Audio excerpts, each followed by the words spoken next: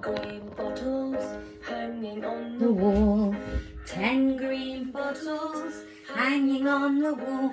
And if one green bottle should accidentally fall, there'll be 9 green bottles hanging on the wall. 9 green bottles hanging on the wall.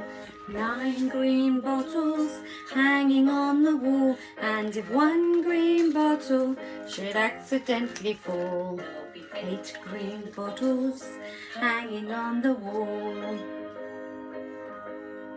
8 green bottles hanging on the wall. 8 green bottles hanging on the wall. And if one green bottle should accidentally fall, there'll be 7 green bottles hanging on the wall. Can you show me 7 fingers? 7 green bottles hanging on the wall. 7 green bottles hanging on the wall. And if one green bottle should accidentally fall, there'll be 6 green bottles hanging on the wall. 6 green bottles hanging on the wall. 6 green bottles hanging on the wall. And if one green bottle should accidentally fall, there'll be 5 green bottles hanging on the wall. 5 green bottles hanging on the wall. Show me 5. 5 green bottles hanging on the wall. And if one green bottle should accidentally fall, how many now? 4 hanging on the wall.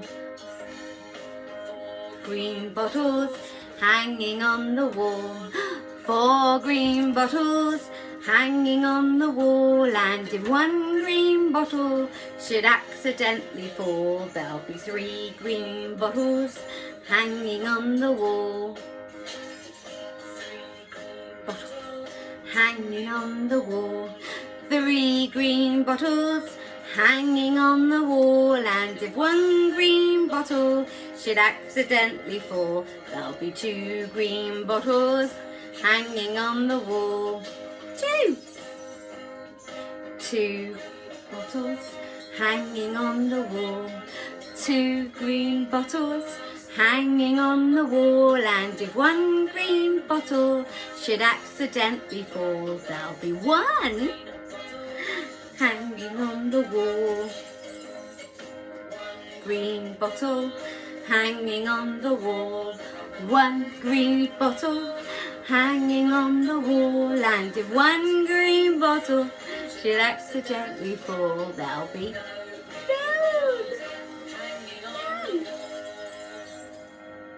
no green bottles left. Well done, great counting back. Very good. Hello everybody.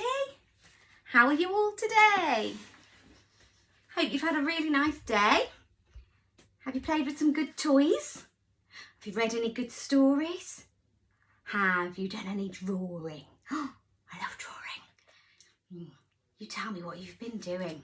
Can't wait to hear all about it. Today I've got a story about a little insect. It's the time of year, I said the other day, that the insects starting to come out, aren't they? We're heading towards the really hot summer weather. And the insects start to come out. And today's story is about a very lazy insect. Well, she's lazy in this story. Very busy in real life. The very lazy ladybird. The very lazy ladybird. And this story is written by Isabel Flynn. Let's find out what makes her so lazy. Oh look, we've got a pattern on this page. What pattern can you see? You've got a spotty pattern. Well done, spots. This is the story of a very lazy ladybird. She liked to sleep all day. There she is, sleeping on a flower.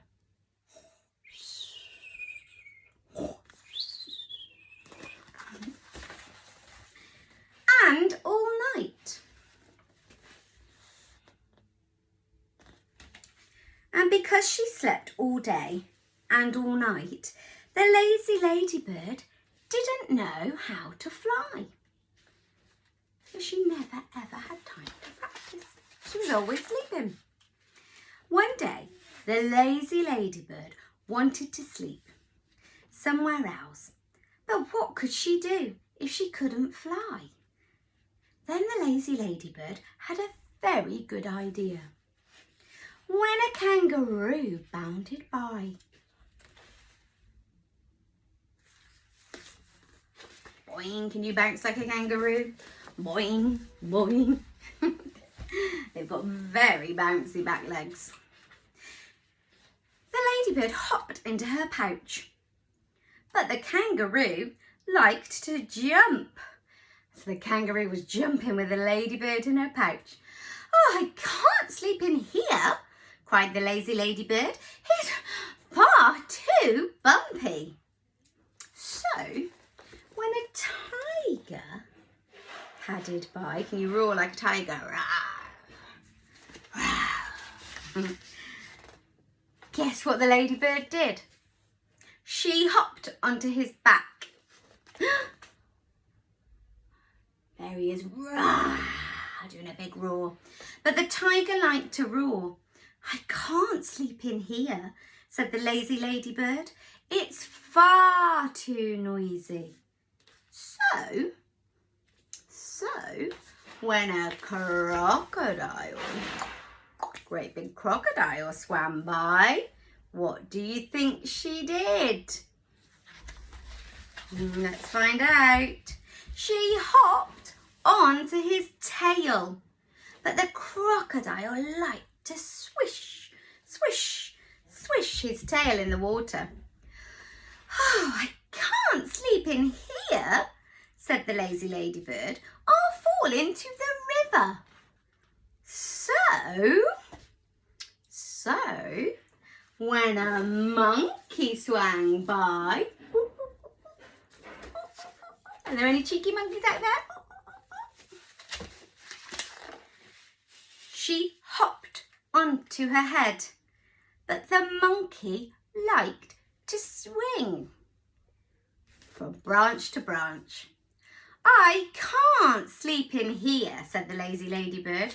"I'm feeling dizzy." So when a bear ambled by, a bear, what do you think she did? What do you think the ladybird did? She hopped onto his ear. But the bear liked to scratch. And there's the bear having a good old scratch. "I can't sleep in here," said the lazy ladybird. "He'll never sit still." So when a tortoise plodded by, you do it, hopped onto her shell. But the tortoise liked to snooze.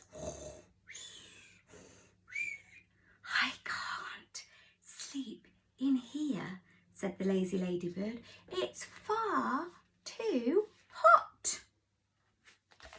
Far too hot. So the next creature that walked by had a really long trunk. It was grey. Can you think of a great big animal with a grey trunk? It's an elephant. So when an elephant trundled by, she hopped on to his trunk. "At last," said the lazy ladybird, "I've found someone who doesn't jump or roar or swish his tail or scratch or swing or snooze." But at that very moment, the elephant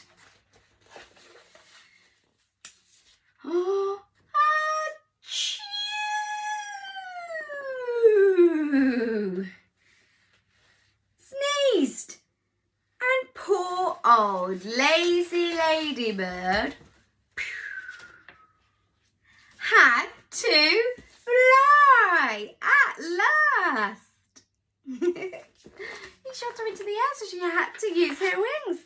So, look how happy she is now she's learned.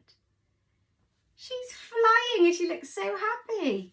And sometimes we might feel a bit lazy, or we might feel like a little bit worried, so we don't try these new things. But she almost had no choice, she had to. It's a bit like when you learn to ride a bike with no stabilisers, or when you learn to go swimming.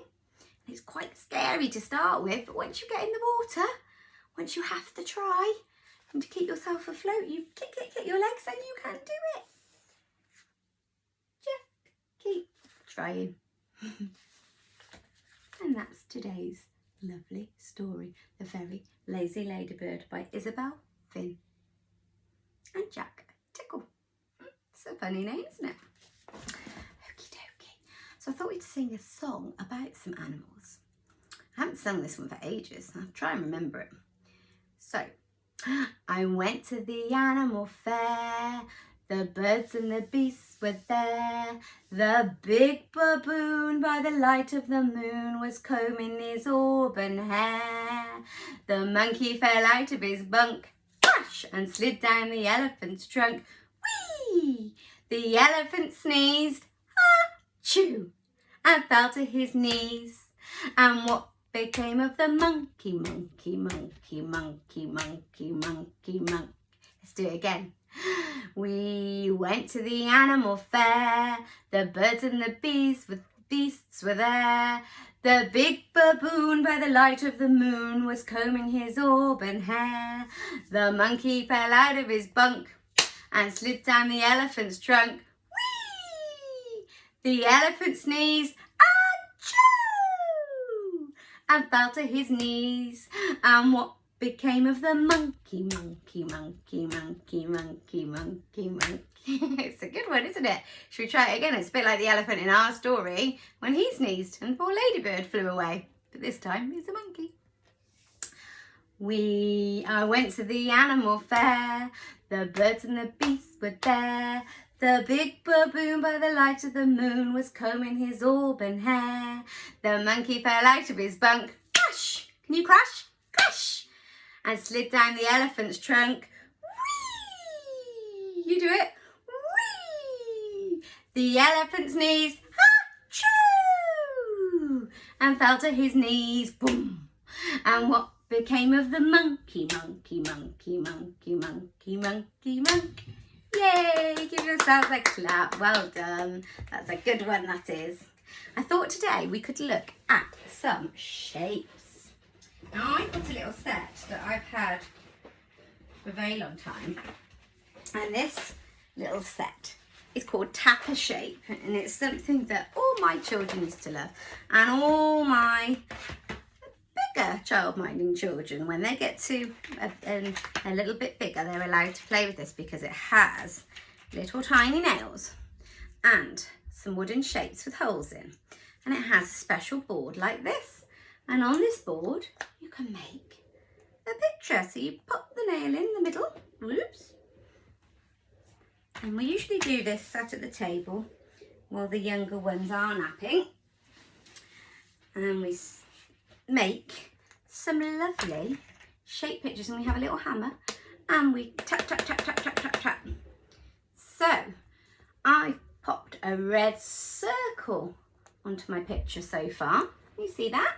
Can you say circle and draw me a circle with your finger in the air? Circle, and circles go all the way round. Make it go really dizzy. Woo! All the way round. Round and round and round and round and round and round and round and round and round. Okay, I wonder what I'm going to make. So I've got a circle. And now I'm going to use this shape. What shape is this? Do you know? It's a bit like the flags behind me. It's a triangle. It has 3 sharp pointy corners and 3 straight sides. It's a triangle, a green triangle. I might put that triangle just about there. Okay. And now, got a different shape. Do you know what this shape is? It has 4 pointy corners. 1, 2, 3, 4, and 4 straight sides, all the same length. It's a square. It's a square. Put this here and tap, tap, tap. Do you remember playing with this at my house? Have you been to my house? Do you remember? And this time I need, I've decided I'm making, oh there we are. I've decided I'm making a little bird. So this time I need another type of triangle. There it is with 3 corners.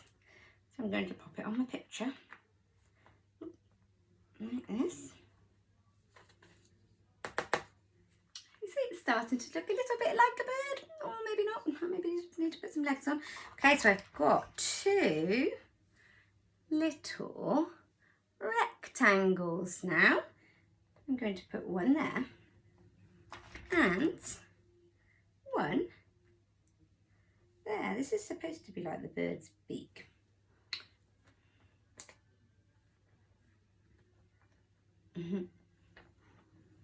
There. Maybe it's a bird, maybe it's a dinosaur, who knows? But you can use shapes to make pictures, and you can use cardboard shapes. You can cut up your cereal boxes to make different shapes and colour them in so they're different colours. And you can make a shape picture of your own. And if you keep them nice and big and you put a placemat down or something down on the table, a piece of paper, you can just keep changing your picture and seeing how many different pictures you can make with your shapes. It would be great to see some of your shape pictures. I hope you have a really nice evening, and I'll see you tomorrow. Bye bye. Miss you.